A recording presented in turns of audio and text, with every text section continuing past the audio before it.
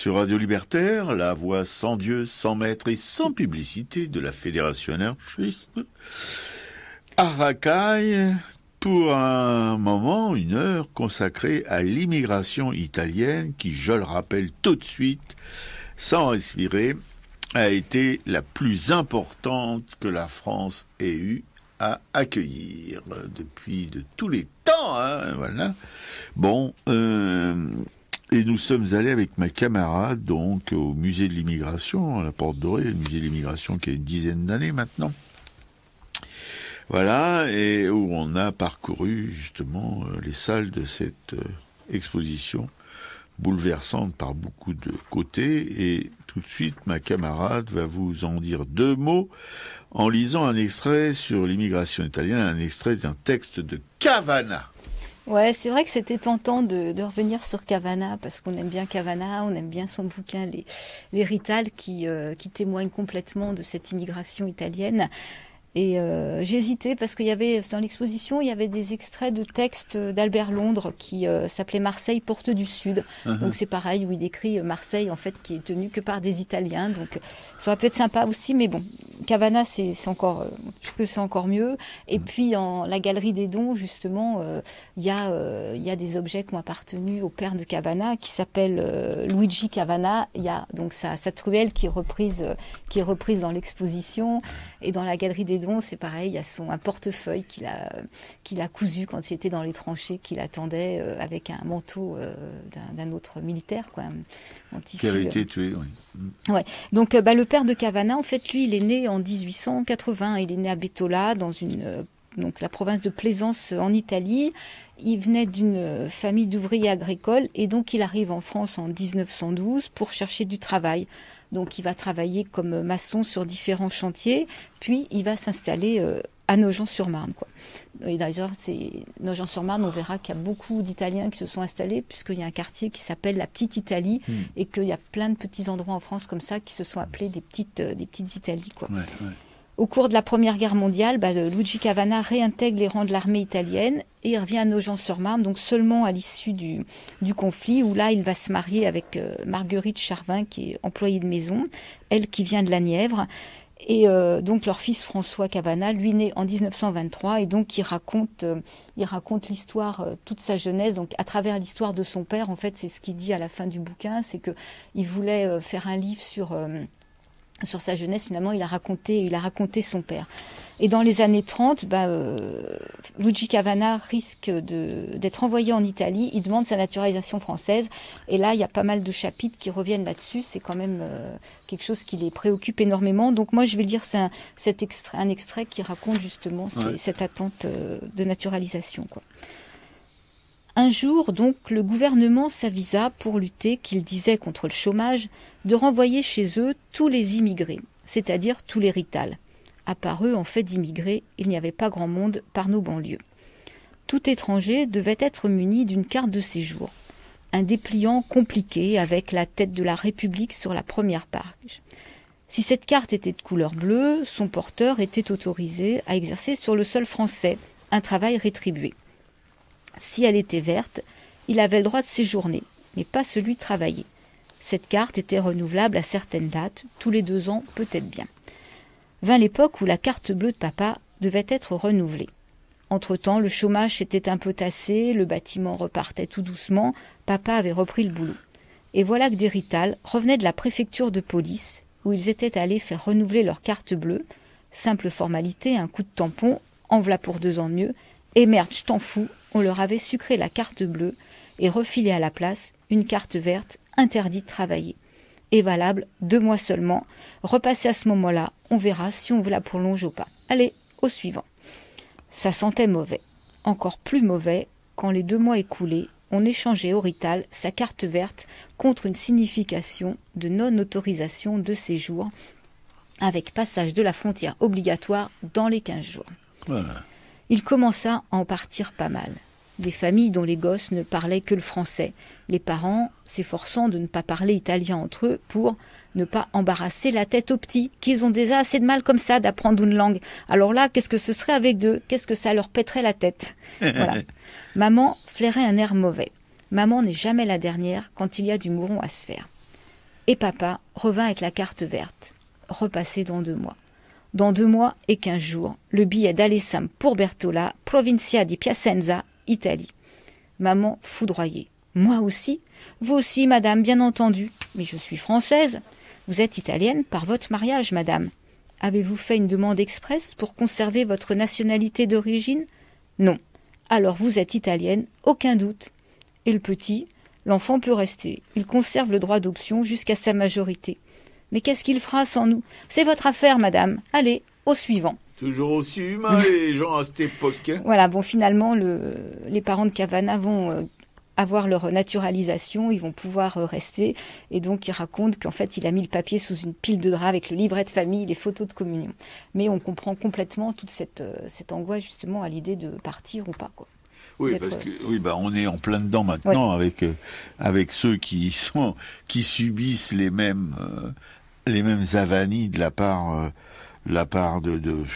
c'est les fonctionnaires, quoi, voilà. Mais les fonctionnaires ont des chefs, voilà. Les fonctionnaires, c'est les mains, mais les têtes, elles sont là-haut, quoi. Ouais. On en a beaucoup parlé ces temps-ci des têtes, justement. Et dans cette campagne électorale que j'ai pas du tout suivie, je vous le dis tout de suite, mais je doute qu'on ait parlé, justement, de ces questions d'immigration, de ces questions de sans-papiers, de ces questions de misère sociale d'une grande partie de la population qui vit dans ce pays, voilà. Alors, pour ça, d'autant plus important, cette exposition sur l'immigration italienne, car, comme je vous l'ai dit en introduction de cette émission, c'est la plus importante immigration qui n'ait jamais eu lieu dans ce pays. Voilà. Et c'est aussi, mais ça on va le développer, hein, c'est aussi une richesse immense, parce que tous ces gens-là venaient pour travailler, beaucoup sont restés, ont fait des enfants, comme la famille Cavana, voilà, et beaucoup de ces enfants sont devenus soit des intellectuels, soit des artistes, soit des ingénieurs, etc., etc. Tous sont des restaurateurs. Restaurant italien quand même, c'est quelque chose, voilà, parce qu'il faut pas oublier que l'Italie en cuisine, ils sont pas mal. Nous, on se vante de la cuisine française, mais je vous assure que la cuisine italienne, elle n'a rien à nous envier. Hein. Bon, bref. Ce musée de l'immigration remet les pendules à l'heure concernant justement toute cette population de gens, voilà, comme ceux d'aujourd'hui, hein, c'est les mêmes, parce qu'il y a eu des immigrés politiques aussi avec le fascisme de Mussolini, et voilà, comme il y a des immigrés politiques aujourd'hui avec ce qui se passe au Moyen-Orient. Hein, voilà. Donc tout ça, c'est un peu similaire, c'est un peu. Alors il y a des malins qui vous diront, malins proches de qui vous savez, qui vous diront ah ouais, mais non, mais voilà, c'est pas des Européens, ils ont pas nos cultures. Oui, il y a toujours des bonnes. S'il n'empêche que les Italiens à cette époque-là, on les traitait de rital, d'étrangers, de macaroni, etc. Voilà, bref. Ah ouais, on verra que l'arrivée s'est pas faite sans heurts. Hein. Je raconterai là deux anecdotes, enfin pas plus que des anecdotes d'ailleurs, parce qu'il y a eu des morts, donc effectivement ça n'a pas toujours été facile non plus. Quoi. Oui, et puis dans cette expo, on voit des photos, évidemment, des peintures aussi concernant cette immigration, et c'est pas franchement joyeux. Hein. Je veux dire que voilà, si leurs descendants sont joyeux, à cette époque-là, c'était des travailleurs soucieux de pouvoir élever leur famille, d'avoir du travail, une certaine sécurité. Voilà, et c'était vraiment des gens très très très très modestes, sans culture ni italienne ni française d'ailleurs. Hein, ils parlaient leur dialecte le plus souvent, même pas l'italien. Voilà, donc c'était comme moi je vois pas une différence fondamentale avec ce qui se passe en ce moment. Hein. Sauf qu'eux, ils n'avaient pas à venir par la mer, ils avaient juste à traverser une frontière. Sauf que j'ai connu une vieille Italienne quand j'étais en relégation dans le sud, Madodo, mais on l'appelait Madodo, et qui était venue avec son papa qui était charbonnier. Elle était venue justement du Piémont, par la montagne, sans chaussures, parce que ça coûtait trop cher les chaussures. Hein. Petite fille, elle avait 8 ans, elle est venue avec son papa, voilà, charbonnier, et les Italiens travaillaient en France, ils faisaient des meules pour faire des meules de bois, pour faire du charbon, on appelle ça. Bon, bref, voilà, elle est passée toute sa vie, elle était ouvrière agricole, hein, et je vous assure que ça devait pas être joyeux dans le sud. Bon, bref, c'est des gens et elle avait gardé quand même une disponibilité, une gentillesse. Mes enfants l'adoraient parce que voilà, moi il y avait pas de télé chez moi, ils allaient voir la télé chez ma dodo. Non, bref. C'est sur Radio Libertaire, la voix sans Dieu, sans maître et sans publicité de la Fédération anarchiste, l'émission Art Racaille, qui consacre aujourd'hui son temps de parole à l'immigration italienne, après une visite justement au musée de l'immigration à la Porte Dorée. Voilà, on a moissonné copieusement, et ma camarade de Piquet-Cou va vous en dire quelque chose. D'ailleurs, elle est impatiente, je la sens. Non, mais c'est une exposition importante, hein, c'est quand même, il y a beaucoup de choses à voir. Donc, ouais. En fait, on va parcourir l'immigration italienne sur un siècle. On va aller de 1860 à 1960. Donc, cette immigration, comme tu dis, qui reste à ce jour donc la plus importante, hein, mais qui ne se fit pas sans heurts. Donc il y a divers documents qui abordent la religion, la presse, l'éducation, les arts, la musique, les jeux, le sport, la gastronomie. Et donc il y a environ 400 documents d'archives ou d'œuvres artistiques. Il y a des cartes avec le parcours géographique, le parcours socio-économique et culturel donc de tous ces immigrés italiens. Donc c'est effectivement, comme tu disais, c'est l'occasion pour le musée de poursuivre quand même sa vocation, qui est de révéler ce qu'on doit à toute notre immigration. Voilà, c'est ça, bien sûr, qui a fait la France contemporaine, quoi. Tout à fait, quoi. Donc effectivement, depuis l'Antiquité gallo-romaine, les échanges existent entre la France et l'Italie. Ces échanges traversent donc les Alpes. Et au début du XXe siècle, la situation économique et politique de l'Italie va conduire les Italiens à l'exil, alors que la France manque de main-d'œuvre. Donc l'accueil ne sera pas si facile. Les Italiens, comme on le disait, sont traités de rital, de macaroni, subissent la xénophobie. Et l'exposition va diviser ce siècle d'émigration en 4 périodes. Donc il y a une première période qui est 1860-1870, où là on a une nation de migrants qui voit la concomitance entre l'unité italienne et le début de la grande émigration. On reviendra, il y a un grand tableau là d'Angelo Tomazzi qui met en peinture justement tous ces immigrants qui attendent sur le port, quoi. Un tableau qui n'avait jamais été exposé. Donc jusqu'en 1910, la cohabitation peut être violente, comme le rappelle donc l'épisode des vêpres marseillaises en 1881, donc des heurts donc il y avait 3 morts et 21 blessés. Et on a aussi une gravure qui illustre la tuerie d'Aigues-Mortes. Ça, c'est le 17 août 1893. On est dans les marais salants d'Aigues-Mortes. Là, il y a la récolte du sel. Il y a des vendanges qui rassemblent plusieurs milliers de travailleurs saisonniers. Et là, s'est déroulé ce qu'on peut appeler quand même un pogrom, hein. Ils appellent même le plus sanglant pogrom de l'histoire française contemporaine. Il y a eu une centaine de victimes, que ce soit des morts ou des blessés, parmi les ouvriers italiens. Donc, en dépit des preuves accablantes qui étaient réunies contre eux, tous les assassins ont été acquittés. Hein. Oui. Voilà. Et ce massacre et ce déni de justice vont placer quand même la France au banc des nations européennes, à deux doigts d'une guerre avec l'Italie. Finalement, afin de préserver la paix, les 2 gouvernements choisiront d'enterrer l'affaire. Voyons. Voilà, donc là, il y a une gravure qui représente justement cette tuerie, quoi. Au début des années 30, les Italiens n'ont jamais été aussi nombreux en France, ils sont un peu plus de 800 000.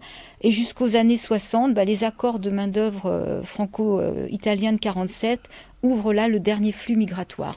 Et il parle du film de Fellini, La Dolce Vita, pour faire un petit peu la transition avec une immigration un peu d'assimilation, quoi. Donc les premiers migrants viennent au départ du nord de l'Italie. Et ensuite, ils viendront des régions plus méridionales, après la Seconde Guerre mondiale. Et c'est pareil, donc arrivés en France, ils se regroupent par communauté, donc dans des mêmes régions, des mêmes quartiers, des mêmes rues, qu'on va donc appeler des petites Italies. Donc ils vont se retrouver aussi dans des lieux de divertissement, comme des jeux pour jouer aux cartes. On voit d'ailleurs, il y a une petite vitrine avec un jeu qui s'appelle la Scopa, donc on voit ce jeu de cartes. Oui, et pardon, d'ailleurs, à Nogent, il y avait un bistrot qui existe toujours, mais il a plus les mêmes clients, qui était un bistrot italien, et où il jouait justement aux cartes. C'était très bruyant, enfin bon, voilà, ouais. Ah ouais, puis à Nogent, il y a aussi forcément tous les divertissements autour de l'accordéon, de la musique tout et de l'accordéon. Hein. Tout à fait, parce qu'il y avait un bal qui s'appelait un bal musette, où il y a actuellement la taverne de Palerme, c'est toujours le même, et où les Nogentais, les Nogentaises, les prolos, quoi, c'est là qu'ils se mariaient, quoi, c'est là qu'ils se rencontraient, etc., dans les petits bals musettes italiens. Ouais. Ah ouais, donc ils vont se retrouver aussi à l'église. Hein. Ouais. Voilà, donc ils vont exercer divers métiers. Hein. Ça peut être des petits métiers ambulants, ça peut être vitrier, ramoneur, cireur de souliers, saltimbanque. Il y a le cirque aussi, donc des artisans, des peintres, des sculpteurs, des commerces alimentaires, des restaurants, des cafés. Et ils seront donc très nombreux sur les chantiers du bâtiment et les travaux publics. Et donc ensuite, avec la révolution industrielle, ils seront aussi nombreux dans les mines et les usines. Donc on a aussi toujours cette image donc du maçon italien qui succède en fait à l'image du maçon du Limousin. Oui, tout à fait. Mais dans les usines dans les mines du Nord, ils étaient aussi mineurs, pas seulement dans le Nord, mais aussi dans l'Est, etc., etc. D'ailleurs, le grand-père de cette ministre de la Culture que nous a eu, Filippetti, son grand-père était mineur dans l'Est, là, et était un militant communiste italien aussi. Voilà. Donc dans l'exposition, il y a plein de documents qui illustrent tout ça. Donc par exemple, on voit effectivement des gamins qui sont cireurs de chaussures. On voit une photo avec le limonadier. On voit ce jeu de cartes de la Scopa. Et pour ces Italiens qui arrivent, quand la réussite sociale en fait passe pour eux par la création d'une petite entreprise. Ouais, et il y en a une myriade comme ça dans toute la France, hein, je veux dire. Et même actuellement, moi j'ai connu, toujours en relégation dans le Sud, une petite entreprise de maçonnerie, toute nouvelle, avec des jeunes gens qui étaient nés en France, mais qui étaient d'une famille italienne, et ils ont monté leur petite entreprise. Le fils de Madodo aussi était maçon. Non, mais ça s'est poursuivi, une tradition, voilà, de gens comme ça. Ouais, tu disais qu'ils travaillaient à la brique, à Nogent, c'était principalement les immeubles en briques. Voilà, c'est ça, tout à fait. D'ailleurs, le père de Cavana, sa truelle, c'était une truelle de briqueteur, quoi, une briqueteuse, je sais pas, quelque chose comme ça. Oui, il y a plein de maisons, mais surtout d'immeubles à Nogent qui sont construits en briques, et c'était ce sont les Italiens qui les ont édifiés. Bien sûr, on reconnaît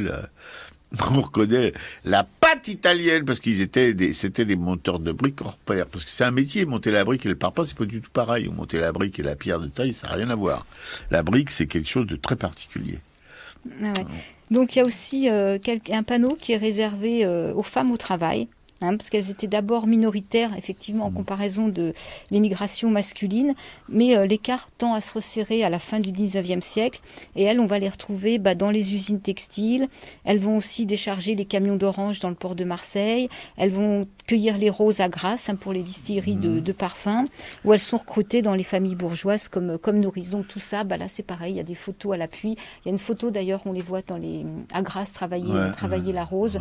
Ouais. On les voit aussi donc décharger les camions. Il y avait aussi les plumassières. Et il y avait les plumassières. Il y a eu une sculpture à Nogent, là, juste toujours pareil, on va parler de Nogent, vous allez en avoir plein. Il y a une sculpture qui a été faite avec, comme modèle, je vous le donne, Émile, c'est un truc invraisemblable, la femme de Sarkozy, qui est une fille de millionnaire, pour pas dire de milliardaire, et ils l'ont choisie comme modèle pour faire une sculpture sur les plumassières. Ouais, enfin, ils ont été prudents parce que là où ils l'ont installé, en fait, c'est quand même fermé avec une grille. Ah oui, parce qu'elle devait pas être là à l'origine, mais ça a fait tellement de vagues à nos gens qu'ils ont été obligés de l'enfermer dans un truc où le public n'a pas accès, quoi. Voilà. Ouais. Et donc là, pour venir sur la partie un petit peu artistique de notre émission, les Italiennes, en fait, elles correspondent au canon de beauté de l'époque. Donc, il y a de nombreuses Italiennes exilées qui vont devenir modèles pour les peintres et les sculpteurs parisiens. Donc, on les retrouve sur les marchés de modèles, à Montparnasse ou à Pigalle. Donc là, c'est pareil, il y a quelques photos qui illustrent ça. Il y a une gravure du marché aux modèles à Paris, place Pigalle. Et il y a un extrait de la correspondance entre Rodin et Adèle Abruzesi. Adèle Abruzesi a une sœur et elles seront toutes les deux modèles. Et apparemment, leur relation avec Rodin est devenue une relation amicale. Oui, on connaît les relations amicales avec les sculpteurs ou les peintres. Hein. Ça peut devenir. Il y a aussi tout un affichage sur les enfants au travail, sur ces petits Italiens qui exercent donc des métiers ambulants, qui peuvent être vendeurs de statuettes ou cireurs de chaussures. Ils travaillent dans l'industrie et ils vont aussi travailler beaucoup dans les verreries. Donc il y a à peu près 1600 à 1700 enfants qui vont travailler dans les verreries. Et là, il y a un extrait de film. Donc c'est un film qui s'appelle Les Vitriers. C'est un film de Giorgio Capitani de 1955. Et on voit un peu toute cette traite du travail des enfants, comment ils sont apportés dans les usines et où ils font donc un boulot difficile dans une chaleur incroyable, des conditions de travail vraiment difficiles. Ouais, et ils n'ont pas le choix. Donc je crois que dans ce film, justement, ces deux frères qui viennent travailler, il y en a un des deux qui va mourir. Enfin bon, c'est un film réaliste, quoi. Ouais. Voilà, donc il y a même certains enfants en fait qui vont être arrachés à leur famille par ce qu'ils appellent des patronies pour venir servir de main-d'œuvre en France, quoi. Voilà, donc petit à petit, l'État italien et les missionnaires catholiques vont un peu freiner un peu tous ces abus sur le travail des enfants, quoi. Il y a aussi donc des traces que nous laissent donc tous ces Italiens. Donc là, on arrive à voir, il y a des acteurs comme Lino Ventura, il y a donc Serge Reggiani, il y a Yves Montand, et on se disait justement, ils n'ont pas parlé de Coluche. C'est Colucci, Colucci, c'est bien l'italien, des descendants d'Italie. Coluche, effectivement, son père est bien arrivé d'Italie. Donc c'est étonnant qu'il n'y ait rien sur Coluche. Oui, c'est étonnant, oui, tout à fait.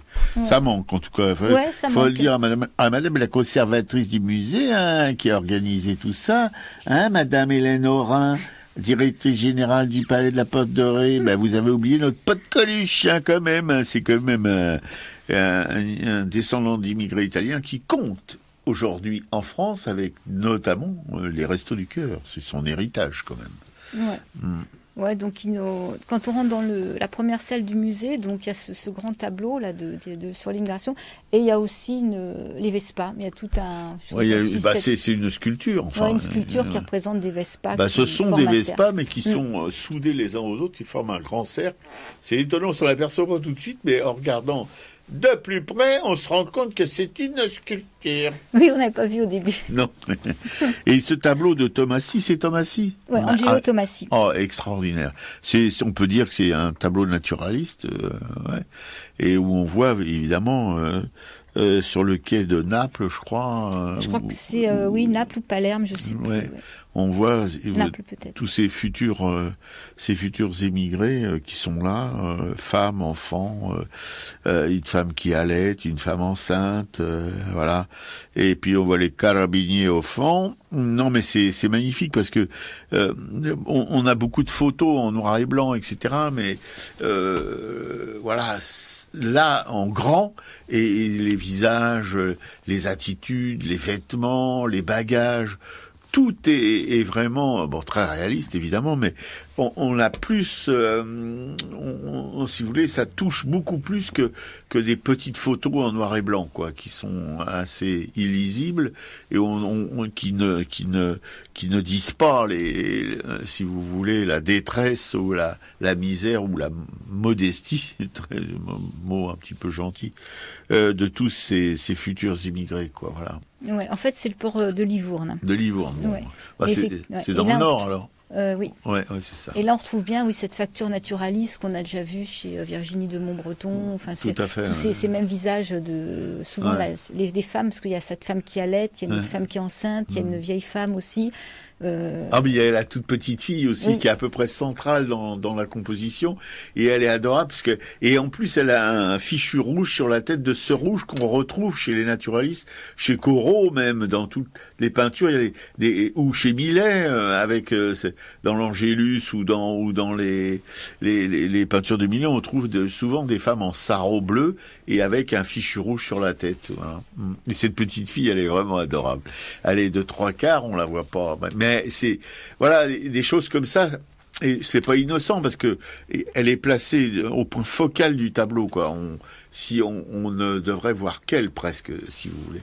Et c'est toute une symbolique en même temps. Cette petite fille, voilà, qui va devenir une femme, qui va devenir probablement une maman, et voilà, et puis qui va aussi peut-être, en étant une petite fille, être dans une usine, voilà, où elle va peut-être se tuer, enfin, au travail, parce que bon, des petits enfants comme ça, utilisés comme ils étaient utilisés, surtout dans les choses de verrerie, hein. Faut dire que la verrerie, hein, c'est quand même pas quelque chose de très, à cette époque-là, en tout cas, voilà. Ouais.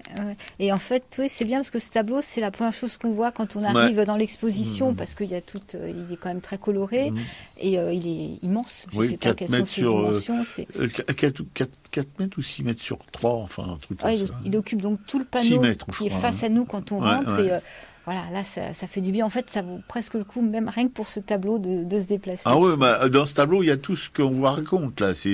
Voilà, on pourrait s'arrêter là. Voilà, c'est tellement bien, la composition est telle, le réalisme des portraits est tel, l'ambiance générale sur ce quai, voilà, avec des voiliers encore à cette époque-là. On peut imaginer tout à fait, en voyant les baillages fatigués, en voyant, voilà, on peut imaginer tout à fait ce que va être l'avenir de ces gens-là, quoi. Ouais, on sent bien que cette foule, elle est résignée, quoi. Tout à fait, tout à fait. Ouais. Et il y a ce petit rappel avec les carabiniers, c'est pas innocent non plus, voilà. Ouais, c'est la première fois, je crois, qu'il est exposé, ce tableau. Oui, parce qu'il est en Italie, normalement, ouais. L'Italie l'a gentiment prêté au musée de l'immigration, et ça, c'est merci à l'Italie pour ça, parce que ça nous donne, en tout cas, ça imprime bien cet événement qui a perduré pendant un siècle de cette immigration, qui est plusieurs millions d'Italiens qui sont venus en France, qui sont pas restés, mais qui sont passés en France. Alors quand on nous raconte aujourd'hui, quand il y a quelques dizaines de milliers d'immigrés qui viennent, on en fait tout un pataquès, on a l'impression que c'est la fin du monde. Bah, on devrait se rappeler un petit peu que l'immigration italienne, bon, elle a été extrêmement bénéfique pour la France. Pas seulement avec les artistes qu'elle a laissés, ou les intellectuels, ou les ingénieurs, etc., mais même pour la manière, le bien-vivre français. Voilà. Ouais. Et je sais pas, tu te rappelles d'autres objets ou d'autres photos? Ah bah oui, moi il y a l'accordéon diatonique. Ah oui, que j'ai adoré l'accordéon, parce que les Italiens, l'accordéon, ça vient de là-bas, ça vient d'Italie, hein. Et je vous dis, ils animaient les bals musettes, etc., populaires, voilà. Non, ça c'est, il y a ça, on a vu des vieilles chaussures aussi, des godasses. Oh là, c'était quelque chose d'assez épouvantable. Non, il y a plein on a vu aussi les habits de clowns, des Fratellini, parce que il y avait des grands clowns français, la famille Fratellini, d'abord qui habitait au Perreux, aussi, c'est dans la banlieue est, à côté de Nogent. J'avais une tante qui était pote avec une des filles Fratellini, ouais. Ils étaient probablement allés à l'école ensemble, à l'école au Perreux, voilà.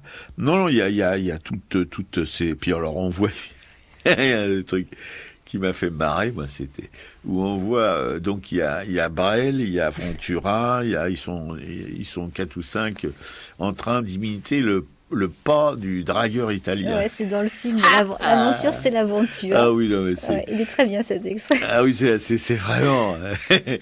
Et c'est Ventura qui donne le ton, qui dit non, c'est pas comme ça qu'il faut marcher. Alors il repasse devant 3 ou 4 nénettes qui sont allongées, qui ont l'air de s'en foutre complètement. Non, il y a des choses comme ça qui sont. Il y a des peintures aussi. Alors on est partagé avec ma camarade sur leur intérêt. Ouais, mais ça je voulais en parler peut-être dans la deuxième partie. Ouais. Mais là, je pensais plus aux objets, soit sur de la vie courante. Ah bah oui, il y en avait absolument, il y en avait partout des objets de la vie courante. Il y avait les cafetières. On faut pas oublier que les cafetières à pression, là, tout ça, ces cafetières qui étaient en aluminium, là, ça vient d'Italie aussi. Il y a plein de, si vous voulez, d'objets ménagers, d'objets de confort ou ça qui sont italiennes. Enfin, c'est grâce aux Italiens qu'on qu'on peut boire du bon café en France, parce qu'avant ça devait être du jus de chaussette, comme on dit, quoi. Voilà. Non, il y a des objets comme ça. Alors il y a des outils évidemment, puisque ils étaient maçons, ils étaient ouvriers. Mais bon, il n'y a pas que des outils. Il y a aussi des objets de plaisir. Il y a beaucoup de papiers d'archives, en fait, de papiers officiels. Oui, aussi, oui. De cartes d'identité, de ce qu'a évoqué Piquet-Cou tout à l'heure avec les cartes vertes, etc. Tout ça, c'est visible, c'est mis en on peut évidemment mieux s'imprégner de toutes ces difficultés qu'il y avait d'être un immigrant en France, mais en même temps, je vous dis, ça nous ramène à aujourd'hui, parce que ça n'a pas changé du tout. On a peut-être ajouté aujourd'hui les camps de rétention, qui n'existaient pas encore à cette époque-là, mais c'est autrement, on est là, on est à l'origine, si vous voulez, de toutes les turpitudes, toutes les avanies que ce pays a pu faire à ces immigrés qui venaient simplement offrir leurs mains, leur cœur aussi, parce que c'était des gens qui étaient reconnaissants, en quelque sorte, d'avoir du travail. Voilà, et on les a traités vraiment très très mal, comme les Français savent le faire. Je sais pas si les autres pays sont les mêmes, mais en tout cas, on a l'impression, nous, en regardant, en lisant, en écoutant, parce qu'il y a des musiques aussi, voilà, tout ça, que on est vraiment un petit pays de rentiers égoïstes, quoi. On se sert des gens, on les pressure, et puis après on les jette, quoi, comme des objets usagés. C'est un petit peu l'impression qu'on a. Ouais, c'est bien ce que dit l'extrait de Cavana, là. Tout à fait, oui, tout à fait. C'est pour ça que Cavana est important. Et son bouquin, l'Héritage, est très, très, très important pour comprendre ce que c'est quelqu'un qui est immigré, ou qui est enfant d'immigré, voilà. Qui n'a pas un patronyme français. C'est quand même quelque chose de terrible quand nous personnellement, je peux pas m'en rendre compte, Dominique non plus, Piquet-Cou non plus, parce que on n'a pas été en but à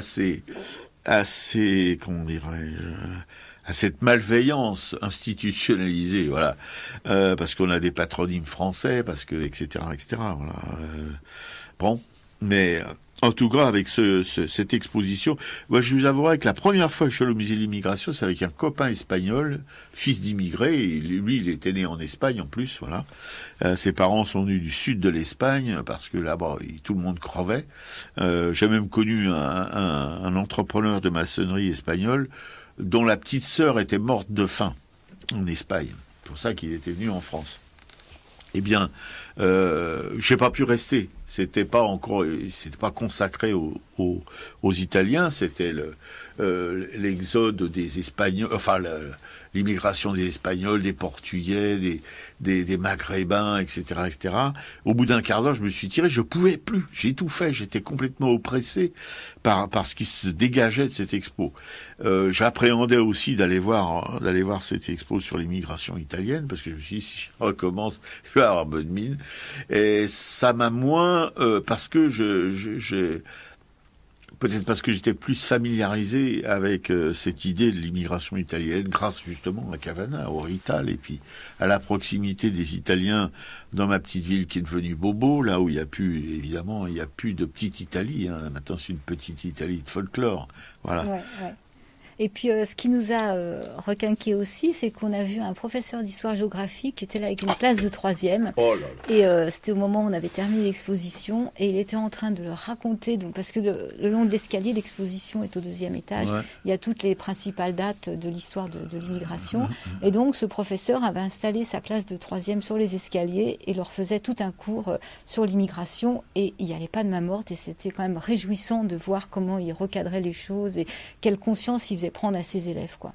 Oui, qui étaient des élèves bien mis sur eux, bien propres sur eux. C'était pas des enfants d'immigrés, il y avait pas vraiment, voilà, et qui l'écoutaient avec beaucoup d'attention. J'étais étonné parce qu'il avait un discours. C'était pas, ça durait. Il y a même un autre prof qui était à l'étage supérieur, où je pense que c'est un prof qui est venu lui ou des dire, gens du musée, ou qui sont venus lui mettre en sourdine parce que tout le monde l'écoutais. Ça devait déranger certains, voilà, mais c'était passionnant. Moi, je me suis arrêté, je l'ai écouté le plus longtemps que j'ai pu, et c'était vraiment, je me disais, mais des profs comme ça, voilà, s'il y a beaucoup de profs comme ça, eh bien, ça va faire des générations d'enfants qui vont quand même appréhender l'immigration d'une manière un peu différente que celle de leurs parents. Voilà. Ouais, c'était quand même très réjouissant de l'entendre. Ouais, ça fait du bien. Oui.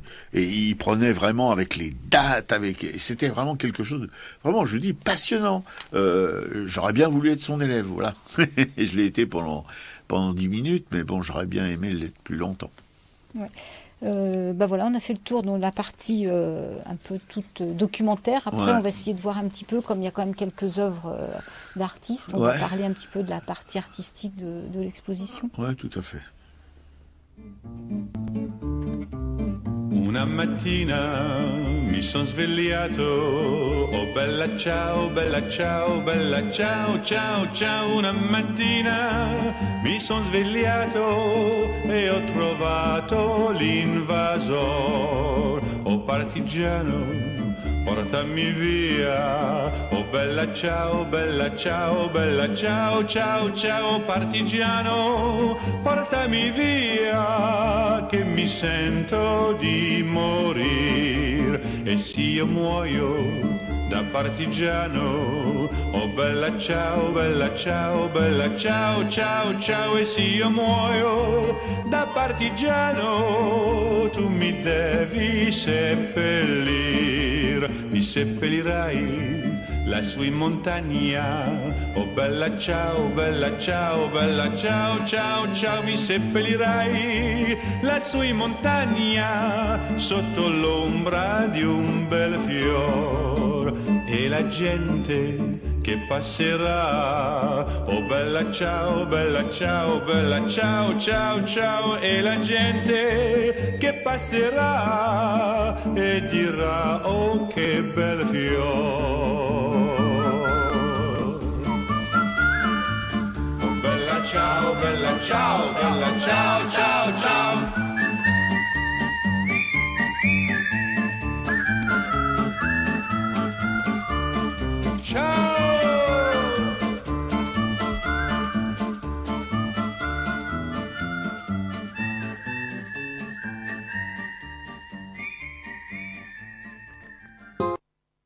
C'était Bella Ciao, interprétée par Yves Montand, et je suis désolée, là je viens de raccrocher à un auditeur, donc je vais demander de rappeler tout à l'heure. Ouais. Voilà, vous êtes toujours sur Radio Libertaire. Si vous l'aviez oublié ou si vous venez d'arriver, je vous informe. Qui est la voix sans Dieu, ben oui, sans maître, ben oui, et sans pub de la Fédération anarchiste, l'émission Arracaille, qui se consacre aujourd'hui corps et âme à une relation sur l'immigration italienne on a pu aller s'abreuver de connaissances au musée de l'immigration de la Porte Dorée. Une bien belle aventure, cette musée de l'immigration, qui fête aujourd'hui ses 10 ans, enfin cette année en tout cas, je pense. Voilà, une exposition qu'on doit à la conservatrice de ce musée, je la recite. Ah ben non, ben alors, Dominique m'a foutu le souk dans les papiers. Bon, excusez-moi, je voulais faire le savant, mais là vous apercevez que bon, je suis pas si savant que ça. Oui, Hélène Orin. D'ailleurs, on va peut-être lui signaler à Hélène Orin, pardon. On la remercie, bon, avec cette exposition consacrée à l'immigration italienne. Voilà, il y a eu l'immigration polonaise, algérienne, etc. Voilà, des thématiques sur les frontières et des esthétiques, etc. Bon, et même de la bande dessinée, bah les carnétistes tribulants ont fait un bouquin de BD là-dessus, sur le musée de l'immigration. Brinque-Ballé, ouais, Fred et Geneviève Marot étaient venus justement raconter un peu. Ils se sont promenés dans la galerie des dons. Ils ont chacun choisi une histoire qu'ils ont racontée, qu'ils ont mis en image. Ouais. Mais sauf que on a trouvé avec ma camarade un truc qui nous a un peu secoué, c'est quand même, c'est qu'il n'y a pas de bibliothèque, il n'y a plus de librairie. Il y avait une librairie comme dans tous les musées, elle n'existe plus. Ça fait ça fait assez curieux parce que c'est des murs avec plein de petites étagères vides. Et alors on a posé la question à quelqu'un à l'accueil, une jeune fille charmante. Mais comment se fait-il qu'il n'y ait plus de librairie? Oh ben non, ça va revenir, c'est temporaire, etc. Oui, enfin ça n'a aucun sens. Je veux dire, voilà. Donc et le bouquin de nos camarades des carnétistes tribulants, donc n'y a pas non plus, hein? Bon. Ouais, ça manque. Alors, madame la directrice générale du Palais de la Porte Dorée, on vous lance un grand cri. Ah! Comment se fait-il? Voilà. Ouais, c'est un peu curieux notre arrivée dans ce musée parce que effectivement ce musée, depuis que les collections sont parties au musée du Quai Branly, il est quand même très vide. Le Quai Branlette. Très vide et très triste. Donc cette librairie n'existant plus, moi j'ai souvenir même parce qu'il y a toujours l'aquarium au sous-sol, donc de livres sur les poissons et puis plein de livres sur toutes ces histoires d'immigration quand même. Ouais. Et non, mais peut-être que l'immigration, hein, peut-être que ça pompe l'air à des gens, qu'il y ait autant de choses qui soient faites sur l'immigration. On ne serait pas étonné qu'il y ait des pressions, qu'il y ait des choses inavouables derrière tout ça. Ouais, moi j'ai souvenir quand ce musée au départ a été promu, en fait, il y avait un conseil scientifique et dans le conseil scientifique, il y avait des gens très intéressants comme Gérard Noiriel, qui est un sociologue qui a beaucoup travaillé sur les prolétaires, plutôt en Lorraine, et puis après qui a travaillé sur toute l'immigration. Et en fait, ces gens-là ont démissionné parce que Sarkozy, à ce moment-là, a créé le ministère de l'immigration. Donc, en signe de protestation, en fait, tous ces scientifiques, intellectuels et tout, ont démissionné du conseil scientifique, quoi. Voilà. Et là, quand je parlais tout à l'heure de la tuerie d'Aigues-Mortes, en fait, il y a eu plusieurs interventions et ceux qui ont Internet, en fait, il y a des liens très intéressants. Et justement, Gérard Noiriel a fait toute une conférence et une analyse sur cette tuerie d'Aigues-Mortes. Donc il y a 3/4 d'heure d'audio qu'on peut écouter avec. Tu le mettras dans les liens? J'ai mis les liens. Ouais. Ah ouais, super. Non, c'est très important parce que là, si vous voulez, ce musée, enfin qui, de notre point de vue, qui est quelque chose d'incontournable, qui est vraiment, voilà, il est là, il est en place et il doit faire un boulot de mémoire important pour que justement on accepte enfin, si vous voulez, qu'on sorte enfin de notre égoïsme étriqué de rentier français national, voilà. Et en se comportant comme ça, si vous voulez, parce que des livres c'est d'une mémoire aussi, en enlevant, si vous voulez, tous les livres de cette librairie consacrés à l'immigration, comme je le répète encore une fois sur le dernier peut-être, ce bouquin des carnétistes tribulants, qui ont été très bien accueillis par le musée, on leur a donné toutes les infos, tout ce qu'ils voulaient pour faire leur bouquin, mais le bouquin, il n'y est même pas. Il n'y a plus un bouquin, il n'y a plus rien. Et je trouve ça quand même un peu gros, en même temps que on a remarqué aussi que, si vous voulez, le personnel de ce musée est un peu curieux aussi. Voilà, il y a une bonne femme qui nous a demandé à l'entrée qu'est-ce qu'on venait faire ici. On vient faire du boulot, quoi. On l'a vite calmée, la mémé, là, mais elle avait l'air quand même comme une espèce de chien de garde là. Enfin, c'est curieux. Il y a des choses très curieuses. L'accueil était un peu curieux. Un peu curieux. Et sinon, par rapport donc à ce musée, il y a quand même ce qu'on peut prendre le temps de regarder quand on arrive, c'est toutes ces grandes salles du rez-de-chaussée, même si elles sont vides, il y a quand même ces fresques qui sont là depuis très longtemps. Donc c'est des fresques qui avaient été faites par Pierre-Henri Ducos de la Halle et qui donc retracent toute l'histoire coloniale de la France, quoi. Ouais, ça c'est c'est bien qu'il les ait gardés en même temps. Ça ricane, hein, tout ça, parce que c'était le musée des colonies qui devient le musée de l'immigration. Il y a quand même quelque chose là-dedans, un rire un petit peu sardonique de l'histoire, voilà. Ouais. Donc nous, on va continuer, on va parler un petit peu de la partie artistique quand même de cette exposition sur l'Italie, Ciao Italia. Donc il y a quelques tableaux, donc il y a ce tableau de Tomasi qui nous a énormément plu et il y en a quelques autres, hein, donc celui que tu pointais là tout à l'heure, qui est un petit écolier là, qui a été peint par Antonio Mancini là. Ah oui, c'est magnifique, c'est bon, on sent que c'est pas un intérieur bourgeois, hein. Pas non plus très très pauvre, mais c'est un petit écolier, il y a une table et un espèce de tissu ou de carte, je sais pas très bien. Voilà, c'est voilà, il y a quelque chose dans ce... les enfants, en tout cas, ça peut être en peinture, ça peut être très laid, ou alors ça peut être magnifique. Et ça fait, je le mettrais moi dans la catégorie des magnifiques parce que il a l'air pensif, il a l'air rêveur, il a un regard un peu perdu. Voilà, on peut attribuer ça peut-être justement au fait que c'est un petit immigré. Pourquoi pas Antonio Mancini. Oui, 1852-1930, le petit écolier, oui, sur toile, qui est au musée d'Orsay, normalement, voilà. On peut penser au petit Cavana, ouais. Hein, quand il était écolier, parce qu'il y a un rappel de l'Italie avec une espèce de petit amphore, une cruche à 2 anses, là, voilà. Il y a aussi une espèce de baquet en bois. Et lui, le petit garçon, il est avec une espèce de blouse noire ou grise, je ne vois pas très bien. Enfin, et derrière lui, il y a un espèce de bahut avec, on dirait dessus des livres, je pense, ou des papiers. Enfin, voilà, c'est tout ça. Mais c'est très doux. Voilà, moi, ça m'a beaucoup plu.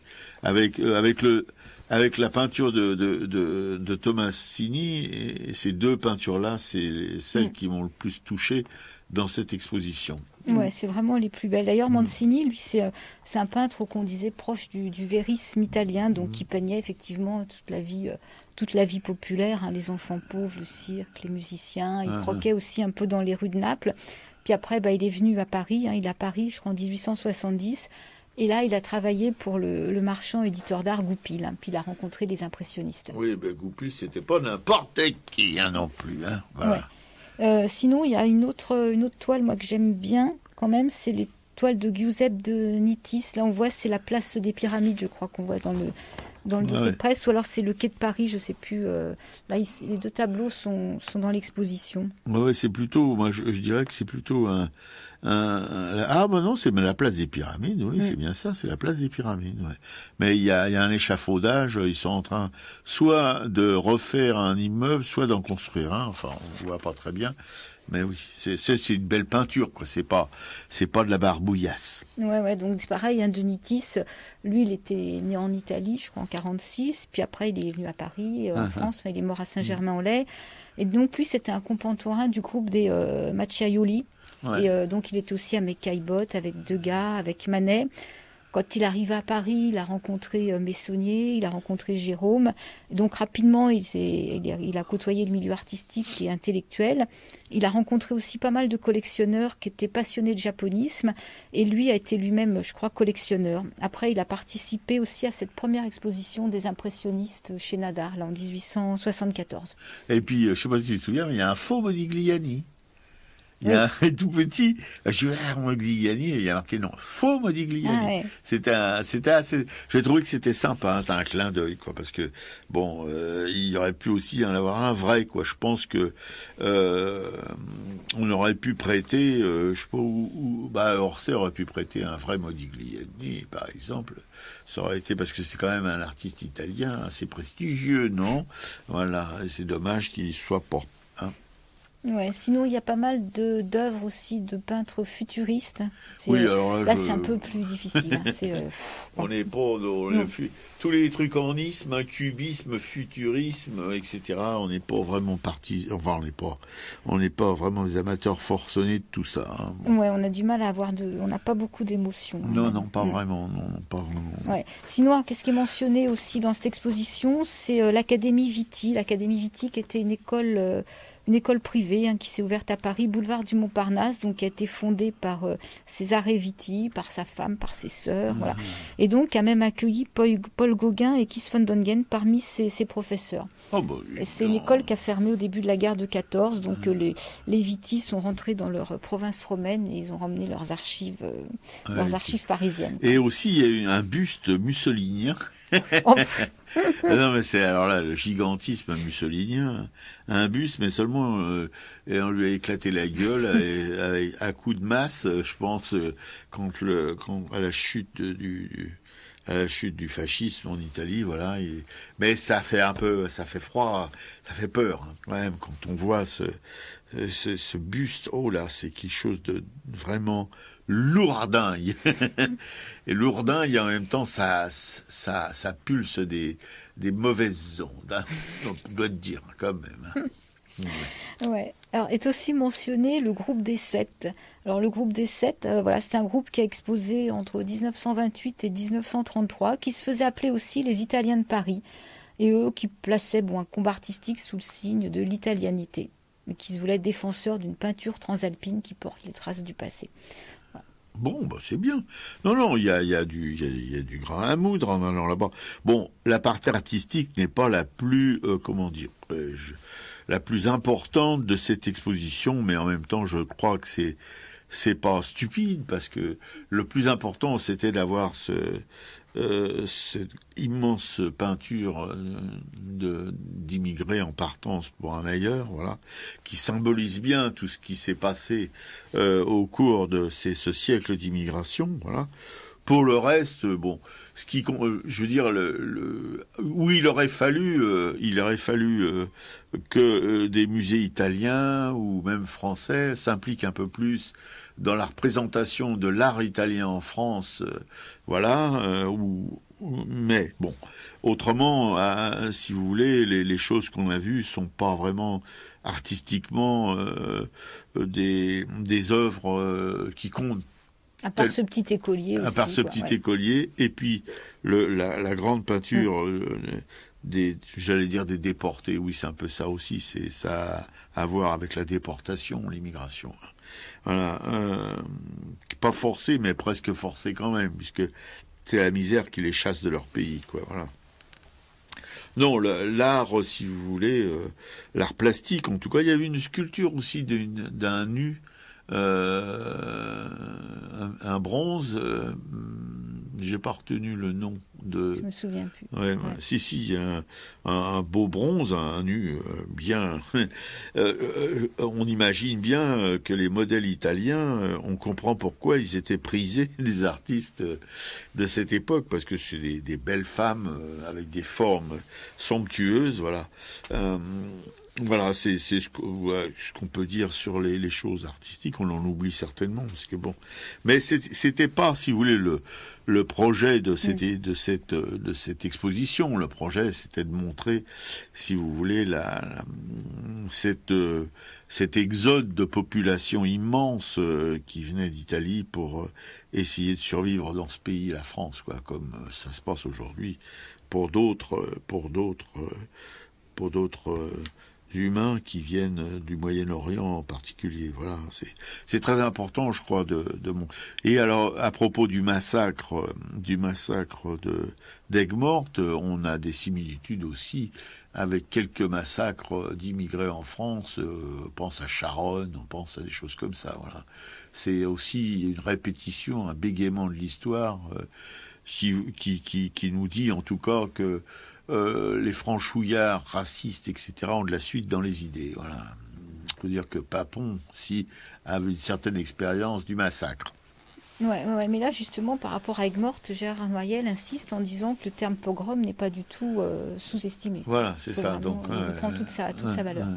Mais tu sais, avec les rafles du Veldiv, je parle pour les Algériens, hein, pendant la guerre d'Algérie, c'était pas non plus parce qu'on nous a jamais exactement dit, on n'a jamais exactement su combien de morts il y avait eu, des gens qui étaient balancés dans la Seine, etc., etc. Quoi, c'est là aussi pendant la guerre d'Algérie en France, il y a eu des choses il y a eu des drames assez mortifères. Voilà.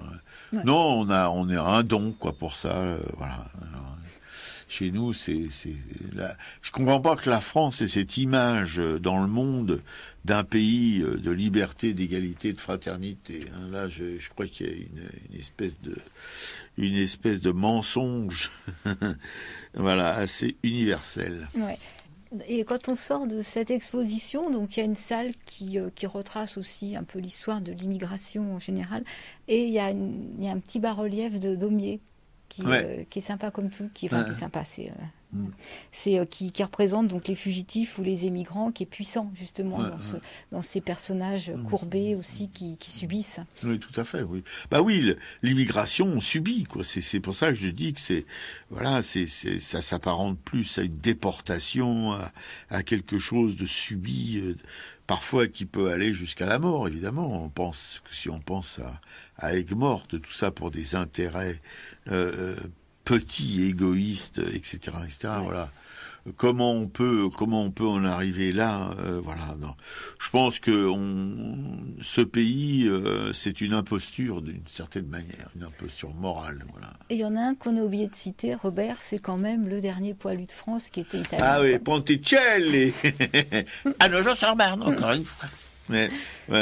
Ponticelli, oui, bien sûr, mais il n'était pas tout seul, il avait ses frères aussi, qui ont fait la guerre de 14. Ils étaient plusieurs frères à avoir fait la guerre de 14. Voilà, et lui est mort à 110 ans, c'est ça? Ouais, ou 110, ou quelque chose comme ça. Oui, enfin, sa longévité, c'est ce qui l'a fait connaître. Mais enfin, avant cette longévité, c'était une vie d'immigré, voilà, qui avait donné tout ce qu'il pouvait pour ce pays, voilà.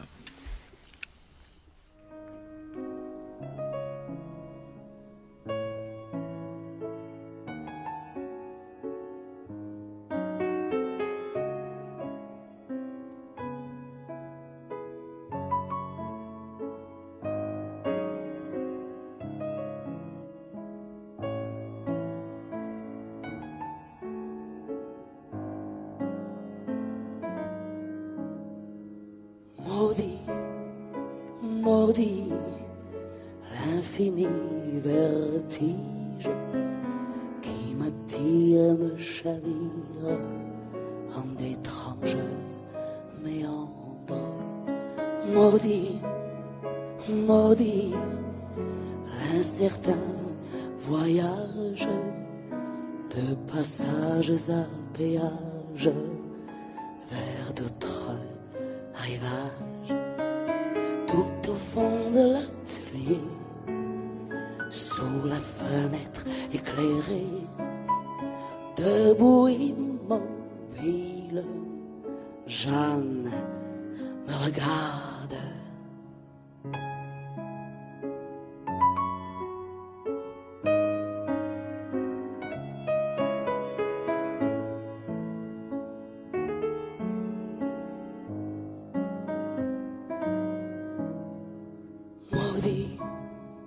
Maudit, au bout de mon pinceau, le silence des regards sur les corps obliques et pâles. Maudit, ce reflet éphémère qui se déhanche sur la toile en vapeur d'éther. Et dans l'atelier glacial, assise à mes côtés, la fiancée de mon âme, Jeanne, c'était.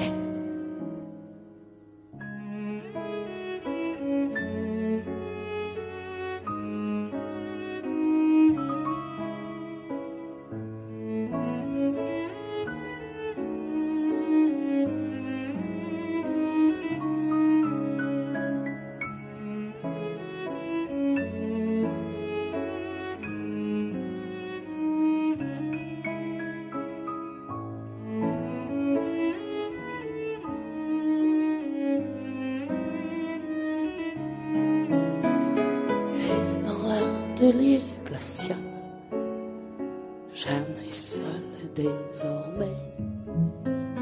Il traîne sur le chevalet un portrait inachevé.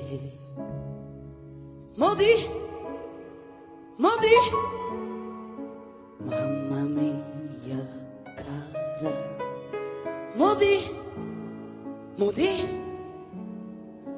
ti dimentico.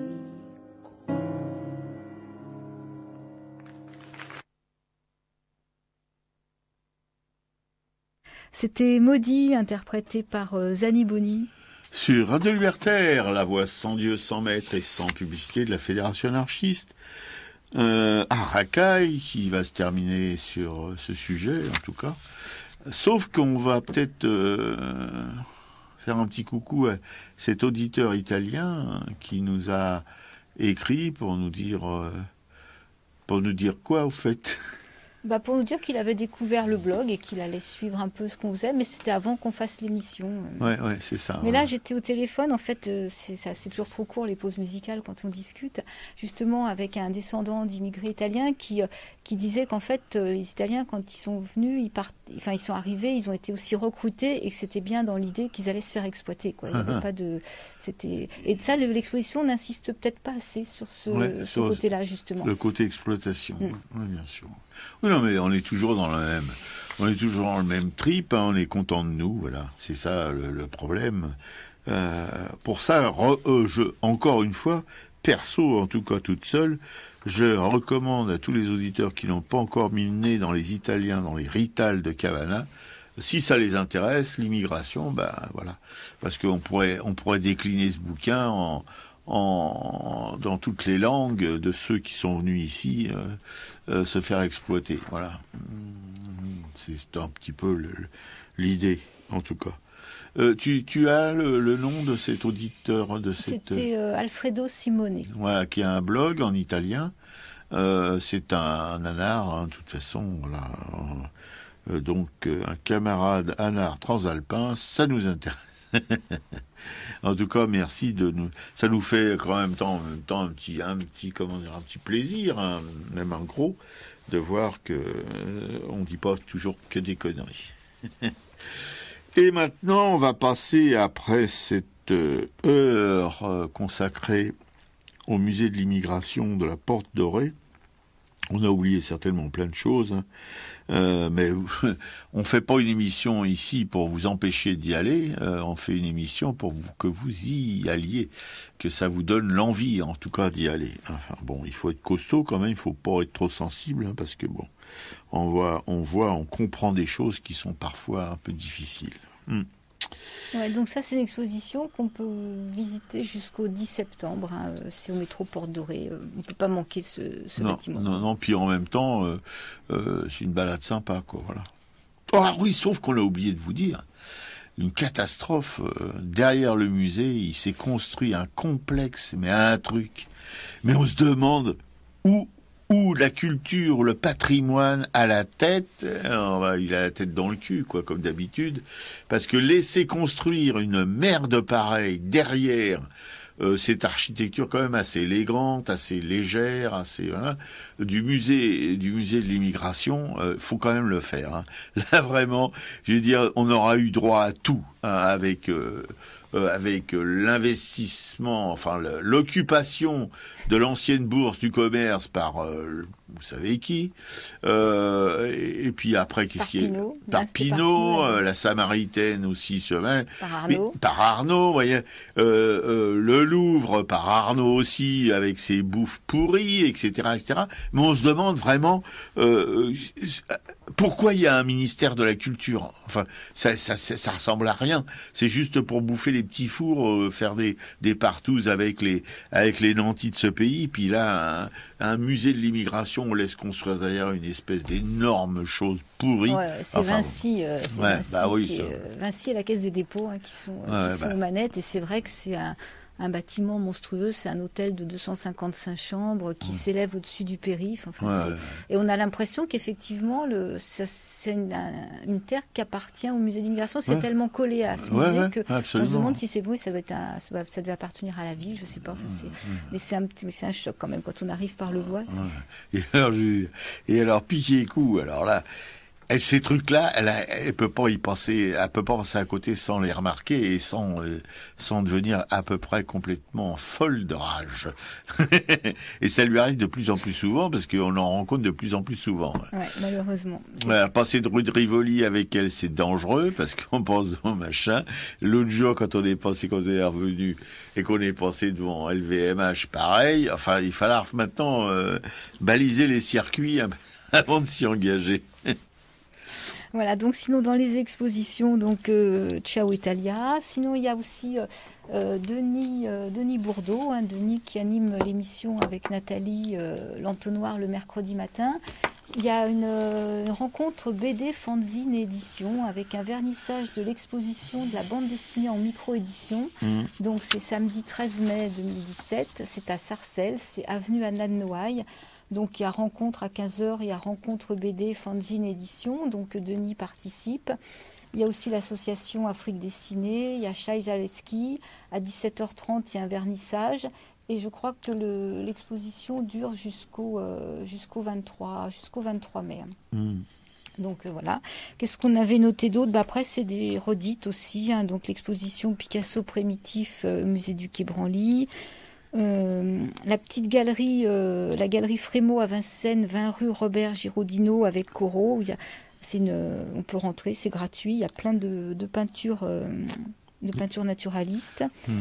Il y a le musée Fournaise, Bon Baiser de Paris, c'est Léon Zetlin apparemment qui est exposé, qui n'a pas encore été exposé, donc au musée Fournaise à Chatoum jusqu'au 5 novembre. Alors nous on hésite à y aller parce qu'apparemment c'est comme la peinture du Paris chic et bourgeois, des terrasses de café, donc ça ne nous emballe pas des masses. Pas des masses, non. Il y a les impressions gravées de Pissarro, donc au musée Tavet de la Cour à Pontoise. Et ça nous a inspiré des masses. C'était vraiment une très belle exposition. Le musée Camille Claudel, qu'on n'a pas encore été visité à Nogent-sur-Seine. Voilà. Et puis donc Cérès Franco, la coopérative Cérès Franco à Montelieu, à côté de Carcassonne, qui a commencé son exposition de l'été avec l'International des Visionnaires. Ouais. Voilà. Bon, écoute, on va passer au culturel de la semaine avec un film qu'on a vu hier soir, Les Femmes de l'ombre. Les Femmes de l'ombre, donc c'est un film qui est sorti là en 2016 de Théodore Melfi. C'est l'histoire de 3 femmes afro-américaines qui travaillent à la NASA et qui se battent pour se faire reconnaître à l'égal, donc des hommes avec lesquels elles travaillent. Des hommes blancs. Des hommes blancs. Alors ce sont 3 femmes qui sont des cerveaux. Il y en a une qui est une grande mathématicienne qui calcule les trajectoires des navettes. Il y en a une qui sera la première femme ingénieure. Et la dernière qui est une programmatrice, qui sera une des premières programmatrices sur les premiers ordinateurs IBM que la NASA acquiert.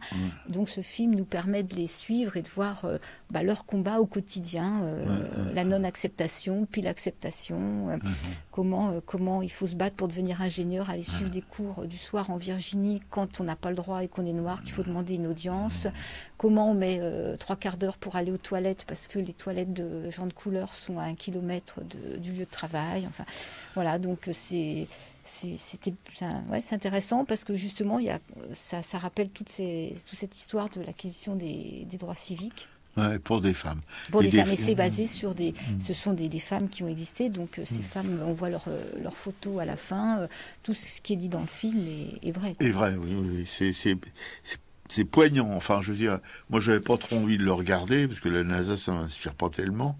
Mais c'est un peu con, comme souvent.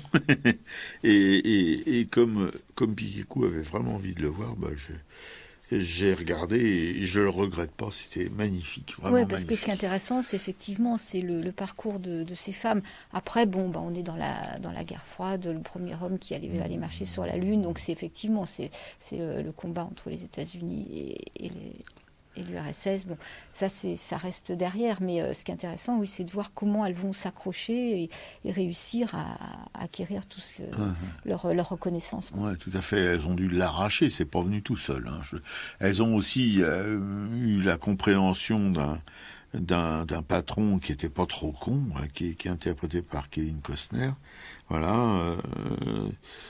Mais si vous voulez, dans un univers blanc, d'être afro-américain, ça fait tâche, c'est le cas de le dire. Ouais, parce que le film donc se situe en 61-62. Ouais, voilà, c'est ça, tout à fait. Voilà, c'était notre petit culturel de la semaine.